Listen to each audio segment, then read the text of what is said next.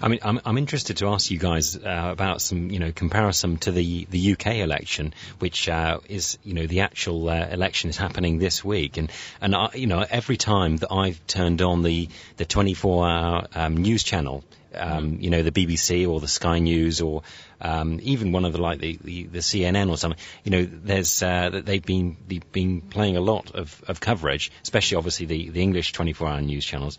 It's basically been the non-stop story. Well, apart from that volcano, which a week or two the ash from the volcano was obviously interrupted the big political story. But apart from that, it has been given a pretty big platform.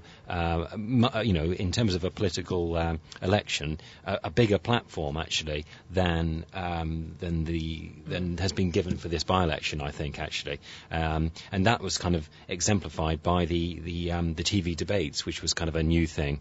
So it was almost as if the broadcasters in the big broadcasters in the UK are sort of, they want more. They're looking for more opportunity to cover the election, whereas here it seems to be especially within TVB. I think there are powers going on which are making decisions perhaps about exactly how much they're covering it and how the angle they're covering it, whereas certainly in the UK on the 24-hour news channel, they basically just report the news. They've got no real control. There's a lot of sort of live political rallies in the UK. The political leaders standing there in the street, they've got no control and censorship about what exactly happens. There have been occasions where some of the leaders have been heckled and stuff. You can imagine, which is always quite interesting to see, isn't it? That makes you, it's real politics, isn't it, and stuff. But I don't quite know why the broadcasters perhaps don't do more of that, I think. I mean, it's quite obvious to know that there are two, like the Hong Kong government and the UK government is totally different in their expectation of people participating in this kind of democracy. Yeah. Because in Hong Kong, it's quite obvious that the government, even the leaders, are not encouraging people to participate in the election. They are not asking you to vote. They ask, even if the media ask them, "Are you going to vote?" They say, "I don't know if I'm going to be in Hong Kong," or something like that. So I think it's like how they look at election. It's very, very different from just looking at this case. And just like yesterday, you see the Liberal Party also publicly saying that they are not encouraging people or they're not even voting themselves in this election.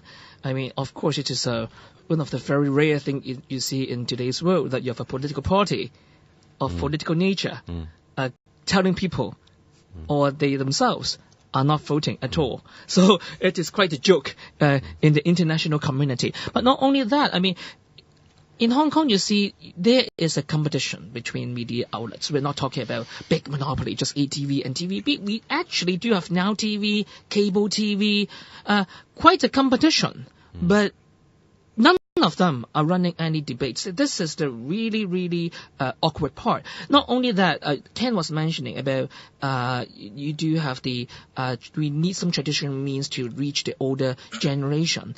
And the RTHK Health debate, to make things worse, it's going to be played on ATV, which has a much lower audienship than ATV. So I was asking Long Hair the other day when she was in my show, and he was in my show, and he was saying that he's going to do something about it, probably protest, or he might not show up in that RTHK debate because the ATV had less audience than myradio. So, I mean, to turn up, it might be difficult.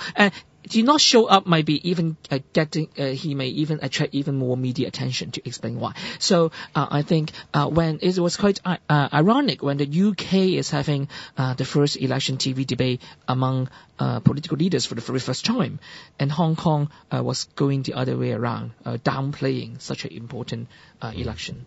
Is it a kind of like the history in the world, and the first time that the government and the government was saying that not go to vote?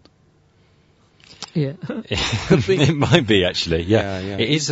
It is an unusual. It's freak, So- right? The government didn't really say that, tell you not to vote, of course, but I mean, in the banners all around, in the past, they traditionally have a slogan saying that 請踴躍投票, please go out to vote. And they don't have that slogan this time in the banners. And we've also had this other bit of news connected, obviously, to the constitutional reform. We've had the President of the Legislative Council, Tsang Yok-sing, if I've pronounced him correctly. Now, he's come out and said a pretty outrageous thing he said, actually. It was a bit of a slip of the tongue, but it's obviously his, sometimes political figures reveal their hidden agenda, don't they? Their real selves. And he said that if the government need one more vote to push through the government's constitutional reform proposals, which they want to push through, then he's willing to resign as president of the Legislative Council in order to give them that extra vote if they need it, basically. And that's been quite big news this week in Hong Kong. Perhaps overseas listeners won't be aware of, but I mean that's. What can you say about the guy? I mean, it's a classic, it's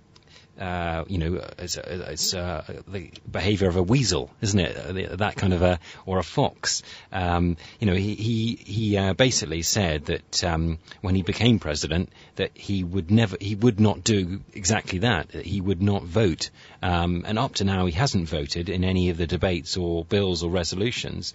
There's kind of in Hong Kong there has been a history that the president wouldn't of the Legislative Council wouldn't vote and would remain impartial. What do you guys think of that? What that he said and what he'll do for that? I mean, the first thing coming to mind in lots of people's mind was that Tsang Yok-sing did publicly pledge that or promise that he will remain neutral and not take side at all. And of course he's breaking his promise this time, but he's saying that very clearly. I'm doing this not because I break this promise intentionally, but this is an act of showing respect to my constituents. This is an act to show respect to the people who voted for me. I should be responsible this way. Particularly, this is such an important motion